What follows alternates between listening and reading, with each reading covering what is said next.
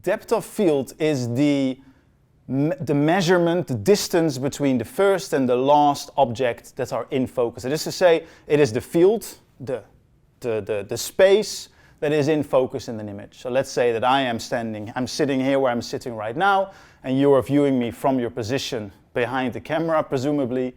And if I would put my hand up forward or I would go backwards, I might well go in and out of focus depending on the depth of field. So let's say that the depth of field is quite shallow or narrow, and I put my hand forward and the camera would focus on my hand. You'd only see this part in focus, and me and the rest of my entire body is, for better or worse, out of focus. If the depth of field is large, if it's a broad or a deep depth of field, you would see the entirety of me as well as the background and everything around me. Depth of field has a real effect on how we view the filmic world. And to make this clear, I'll give you a brief example.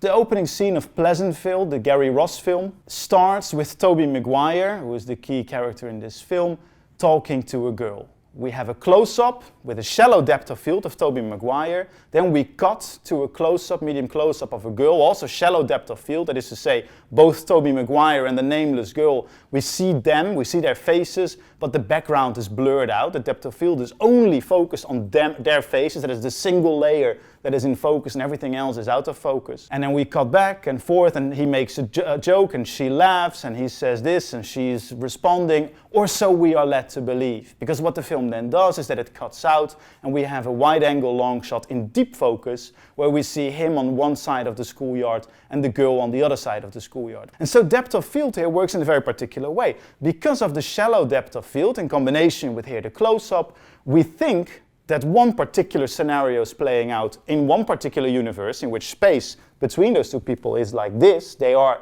in the same space.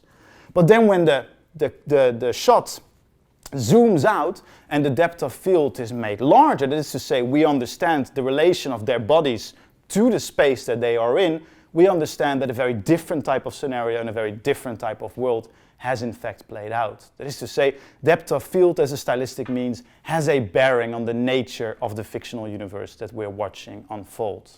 Depth of field also often has political purposes. Indeed, in the very sense that André Bazin saw it as a liberation, a larger depth of field allowed for the inclusion, almost literally, for a larger diversity of people and of stories. So in Italian neorealism, other people that we don't often get to see in films, like poorer people, can enter the screen. We can see them in the background.